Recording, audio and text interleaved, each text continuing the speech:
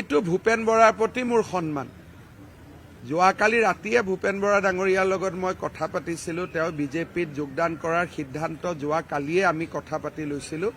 কিন্তু ভূপেন বৰাৰ যিটো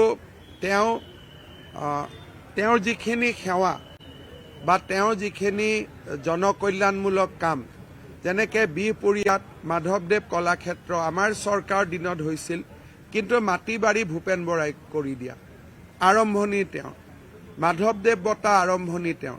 গতিকে কংগ্ৰেছত থাকিও অসমীয়া মেইনষ্ট্ৰীম মানুহৰ কাৰণে তেওঁ কাম কৰি আছিল।